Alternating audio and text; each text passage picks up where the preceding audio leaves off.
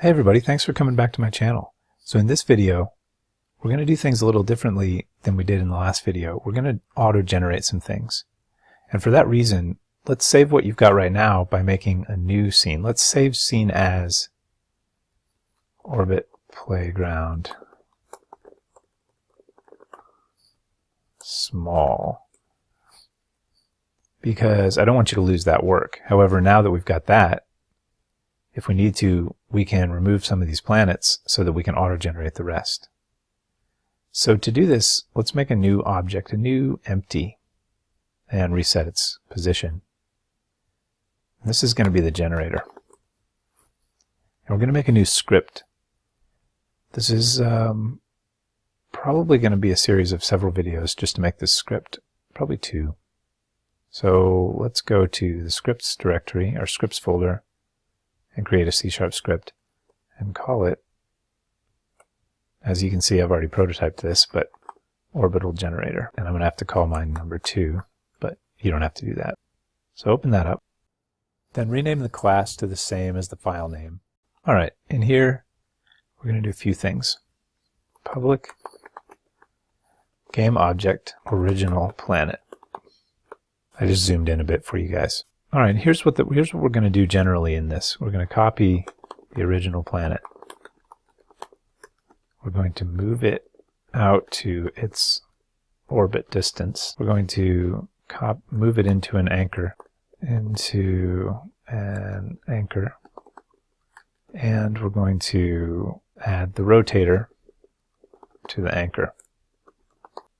So to do these things, let's go back to our Unity and remove these extra 2 planets. And that leaves us with just this one planet. And then actually, let's pull this, just one of these spheres out, because that's going to be our original planet.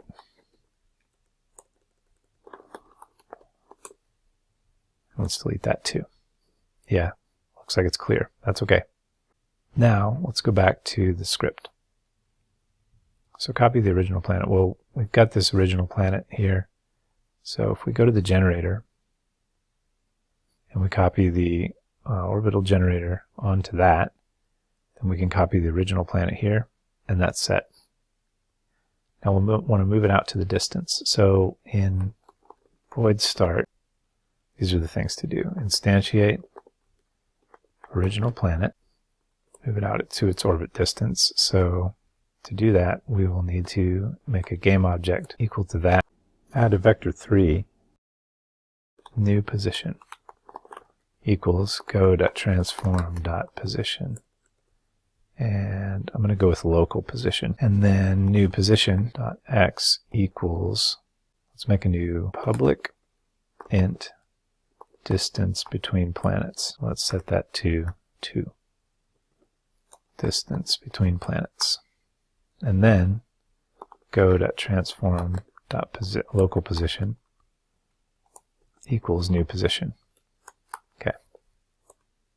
Then move it into an anchor. All right. Well, to do that, game object new anchor equals new game object.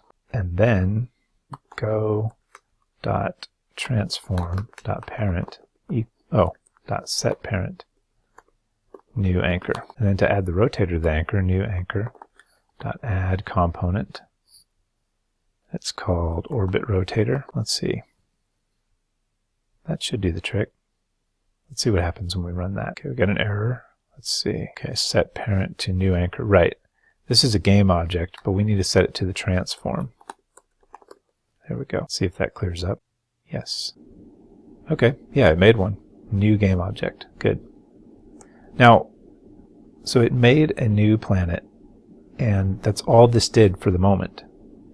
But in the next video, we'll have it make several planets. We'll go through a little loop to do this same process for several different planets at several different distances from the original.